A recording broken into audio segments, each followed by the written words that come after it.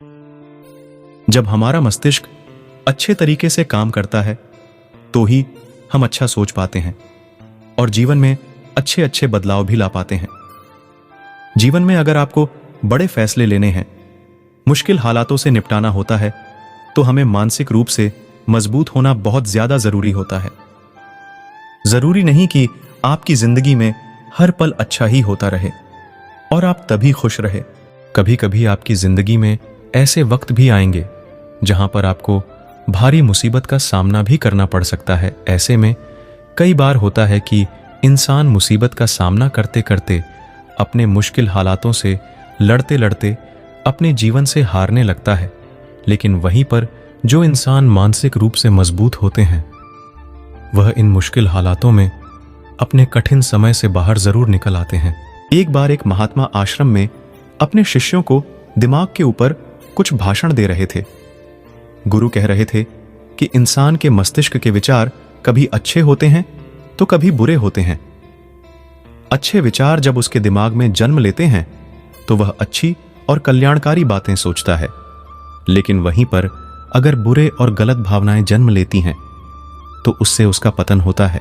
तभी उन्हीं में से एक राज नाम का शिष्य खड़ा होता है और गुरु से पूछता है कि गुरुवर, क्या कुछ ऐसा तरीका आप बता सकते हैं जिससे कि हम अपने मस्तिष्क को मजबूत और ताकतवर बना सकते हैं? अवश्य मैं बताऊंगा, लेकिन उससे पहले मैं कुछ बातें मन पर बता रहा हूं जिसे तुम लोग ध्यानपूर्वक सुनना।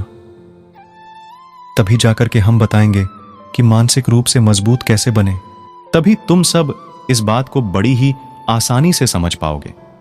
गुरु कहते हैं कि जब भी हम कुछ सोचते हैं तो सबसे पहले वह विचार हमारे मस्तिष्क में जन्म लेते हैं और उसी के अनुरूप हमारा पूरा शरीर कार्य करने लगता है। मान लो कि आप कुछ दुख भरी बातें सोचते हैं तो आप बिल्कुल शिथिल होते चले जाते हैं, आपके शरीर की ऊर्जा कम होने लगती है। लेकिन वहीं पर अगर आप कुछ उत्साह भरी बातें सोचते हैं तो आपके शरीर के अंदर असीमित ऊर्जा बहने लगती है। आप वाकई में जोश से भरे दिखाई देने लगते हैं।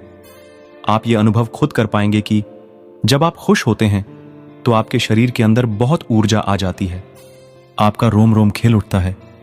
ऐसा इसलिए हुआ क्योंकि आपने अपने दिमाग में कुछ जोश भरी बातें सोची।